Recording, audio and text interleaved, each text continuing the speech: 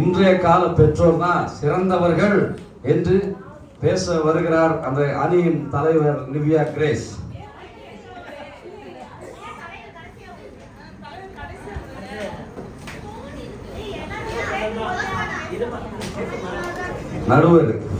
நடுவர் சொல்றதை கேட்கணும்.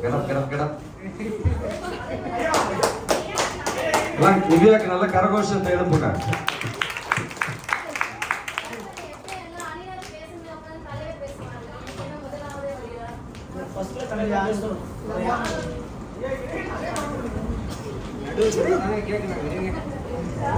எவ்வளோ என்ன வார போறான்னு தெரியல.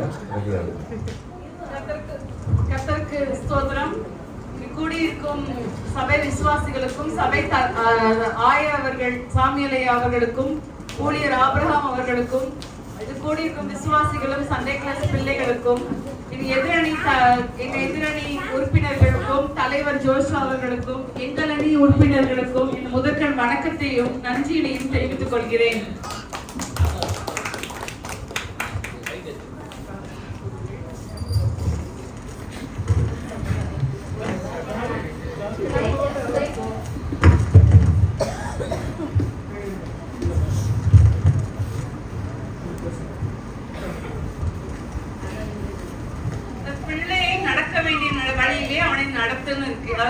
பேச வந்திருக்கோம் நம்ம.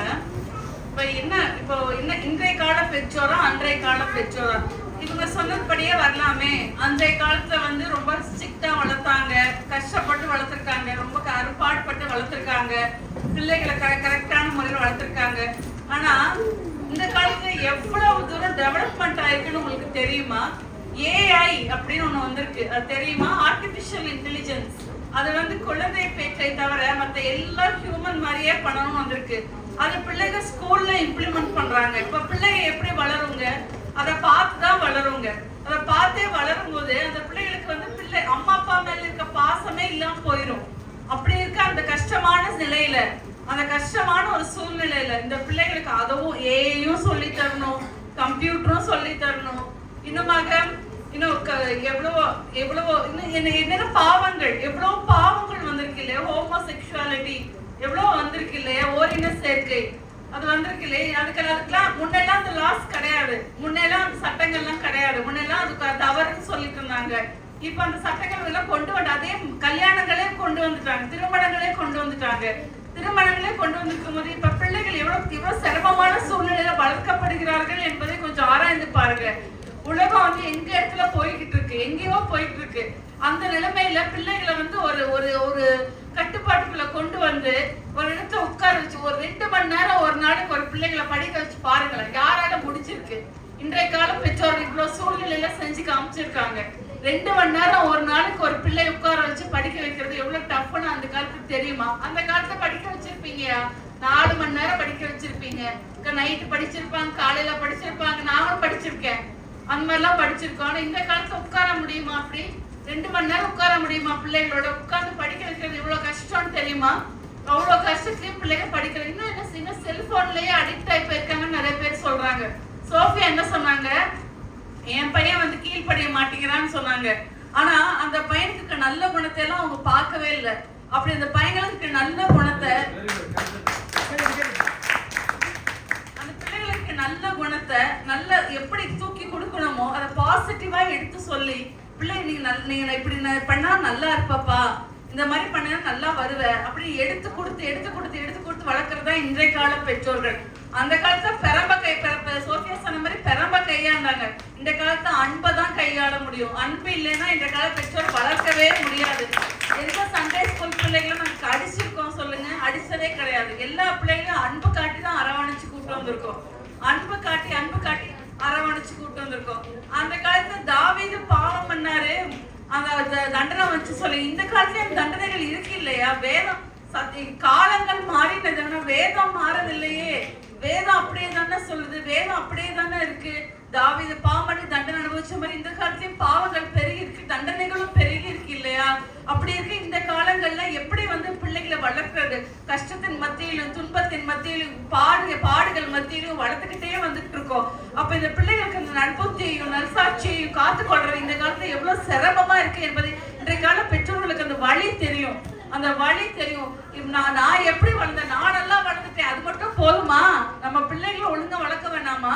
அது இன்றைய கால பெற்றோர்கள் மேல் உள்ள கடமையா இருக்கிறது இல்லையா? நான் நல்லா வளர்ந்துட்டேன்னு மட்டும் சொன்னா போதுமா? என் பிள்ளைகளும் நல்லா வளர்த்துட்டாங்க, நான் நல்லா வளர்ந்துட்டேன், அது மட்டும் சொன்னா போதுமா?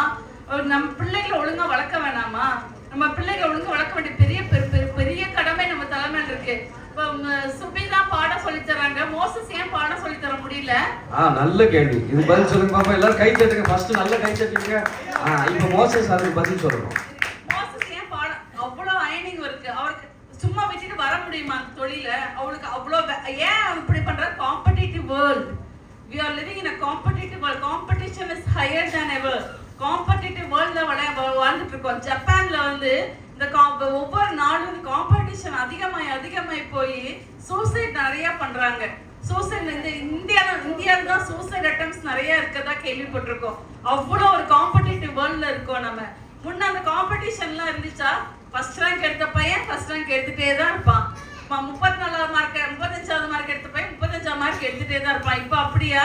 ஒருத்தன் ஃபர்ஸ்ட் ரேங்கா, நான் பீட் பண்ணி இன்னொருத்தன் நான் மேல வருவேன், நீ செகண்ட் ரேங்கா, நான் தேர்ட் ரேங்க், இன்னும் அப்படி அவ்வளோ அடுத்தடுத்து வேகமா மாறிக்கொண்டே இருக்கு உலகம். மாறிக்கொண்டே இருக்கு. இந்த உலகத்துல வந்து இவ்வளவுதான் குறுகிய வட்டத்துல இப்படிதான் நான் வளர்த்தேன், இப்படிதான் வளர்ப்பேன்னு சொல்ல முடியாது இல்லையா? பெரிய வட்டத்துல பிள்ளைகளை இவ்வளவு தூரம் இங்க கொண்டு போய் இங்க டியூஷன் சேர்க்கறதா, அங்க டியூஷன் சேர்க்கறதா, இப்படி படிக்க வைக்கலாமா, அப்படி படிக்க வைக்கலாமா, எவ்வளவு சிரமப்பட்டு வளர்த்து கொண்டு இருக்கோம். இந்த காம்படிஷன் வேர்ல்ட்ல இவ்வளவு சூசைட் அட்டெம்ப்ட்ஸும் இந்த பொல்லாத உலகத்துல எவ்வளவு பாடுகள் பத்தியில வளர்த்து கொண்டு இருக்கோம். அப்ப அந்த காலத்தை பெற்றோர் அப்படி பாடுகளே பார்க்கலையே. ஒரு பாடுகள் ஈஸியா வளர்த்துட்டு போயிட்டாங்க, ரொம்ப ஈஸியா வளர்த்துட்டு போயிட்டாங்க பிள்ளைகள். கை தட்டுமா, நல்லா கை தட்டுங்க. அந்த காலத்துல பிள்ளைங்க சேட்டை பண்ணிருப்பாங்க, குறும் பண்ணிருப்பாங்கன்னா அடிச்சா அவ்வளவுதான், அடி பணிஞ்சே ஆகணும். இந்த காலத்துல அப்படி அடிச்சா போமா, நீ அடிச்சா இப்படி அடங்க மாட்டாங்க பிள்ளைங்க. அன்பு காட்டி தான் அரவணைக்கணும் இந்த காலத்து பிள்ளைகளை. அன்புல தான் கொண்டு வரணும் பிள்ளைகளை. அந்த அன்புங்கிற பெரிய ஆயுதத்தை எடுத்து நாங்க ஒவ்வொரு சிரமத்தின் மத்தியிலும் இந்த பிள்ளைகளை வளர்த்து கொண்டு இருக்கிறோம் என்பதை மிகவும் தெள்ள தெளிவாக கூறிக்கொள்கிறேன் நடுவரையா அவர்களே. ரைட் ஐயா. அம்மா இன்னுமாக லாஸ் பட் கிரேஸ், லாஸ் பெருகி கொண்டே இருக்கிறது. சட்டங்கள் இருக்கு, சட்டங்கள் பெருகி கொண்டே இருக்குது. நாடாளுமன்றத்துல அந்த சட்டம் வந்துருச்சு, இந்த சட்டம் வந்துருச்சு. கிரேஸ் கிருபையின் காலத்துல இருக்கும். இந்த கிருபையின் காலத்துல முடிவு பெறுகிற காலத்துல கடைசி நாட்களாக இருக்கிறது. இந்த கடைசி நாட்கள்ல மாம்சமான யாவர் மேலும் என் ஆவியை ஊற்றுவேன்னு சொல்றாரு ஆவியானவர். அப்படியா ஊற்றும் போது எப்படிலாம் மக்கள் சவுத் கொரியா, அடைக்கப்பட்ட தேசங்களாக ரஷ்யா, சவுத் கொரியா, அங்கேயெல்லாம் சத்தியம் சுவிசேஷம் பறைசாற்றி கொண்டிருக்கிறது. இந்த நாட்கள்ல பிள்ளைகள் நேர்படியா நடத்தி கொண்டு வந்திருக்கோம். இந்த அடைக்கப்பட்ட கதவு அந்த காலத்துல திறக்கலையே. அந்த காலத்துல திறந்துச்சா? திறக்கல. இந்த காலத்துல ஏன் திறக்குது? கடைசி நாட்கள். இந்த கடைசி நாட்கள்ல பிள்ளை கருத்தோட சிறப்போடு வளர்க்க வேண்டியது இன்றைய கால பெற்றோருடைய பொறுப்பு என்று சொல்லி என் உரையை முடித்துக் கொள்கிறேன். Very good. நல்ல பலத்த கரகோஷத்தை ஏற்றோம். Very good. நல்ல அருமையாக பேசினார்கள்.